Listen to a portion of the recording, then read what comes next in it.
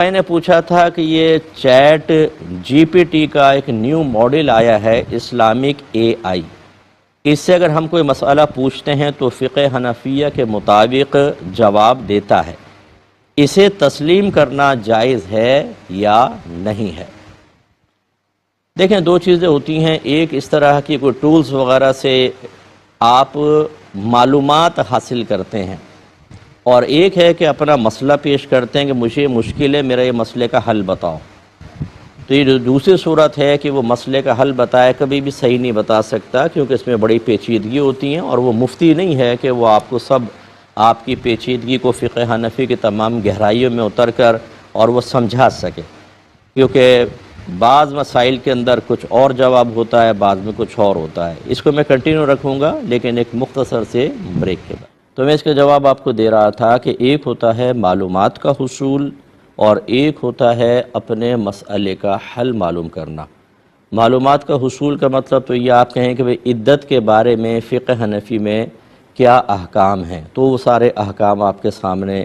پیش کر دے۔ اسی طرح آپ نے کہا کہ بھئی نماز قصر کا کیا حکم ہے، تو آ گیا۔ نماز کے اوقات فقہ حنفی میں کیا ہیں، وہ سامنے آ گئے۔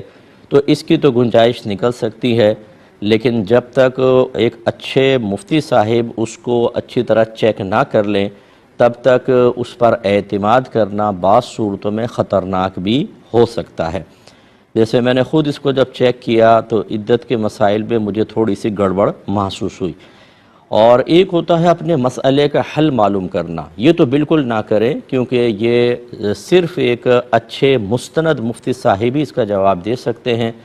کیونکہ بعض اوقات مسئلہ بالکل واضح ہوتا ہے، لیکن اس کی نوعیت ایسی ہوتی ہے کہ اس میں تھوڑا سا کلام، تھوڑی سی تفصیل بیان کرنا ضروری ہوتا ہے، پیچیدگی ہوتی ہے۔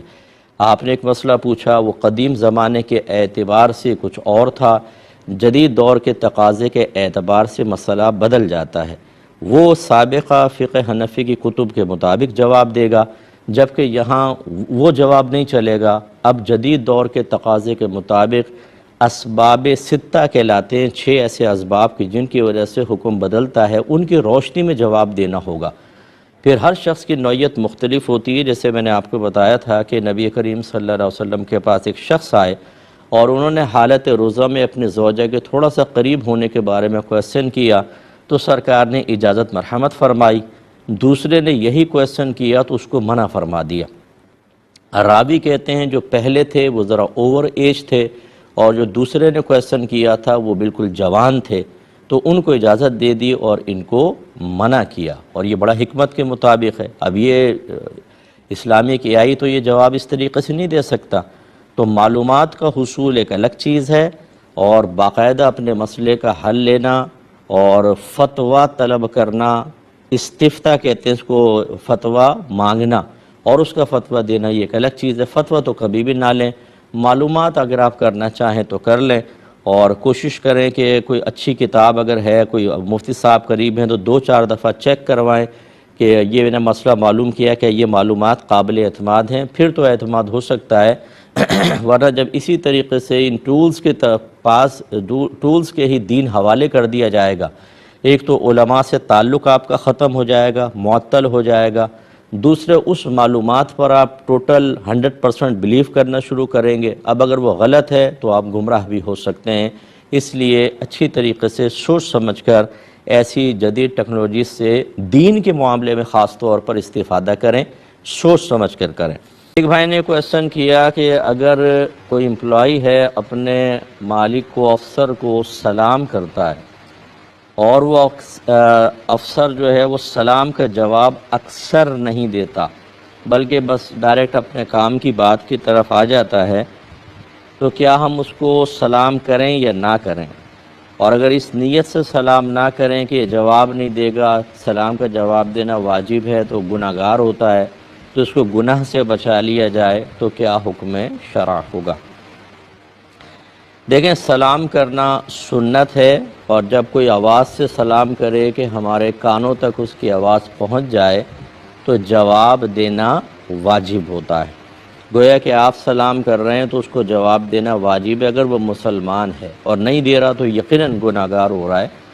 لیکن کسی کے اگر کوئی شخص جہالت میں مبتلا ہے یا غفلت میں مبتلا ہے یا کوتاہی کر رہا ہے، گناہ کے امکانات ہیں، تو اس کی وجہ سے ترک سنت جائز نہیں ہے۔ آپ سلام کریں،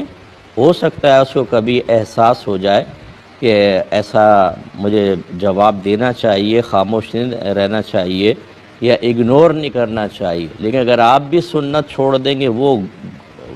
ترک واجب کر رہا تھا، آپ نے ترک سنت کیا، تو یہ کوئی کمال نہیں ہے، آپ کو بہرحال سلام کرنا چاہیے۔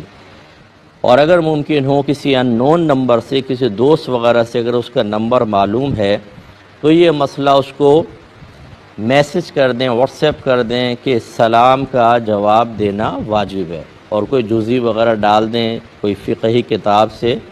اس تک پہنچا دیں کہ ہو سکتا ہے اس کو پھر احساس ہو جائے اور وہ آئندہ جواب دینا شروع کرے۔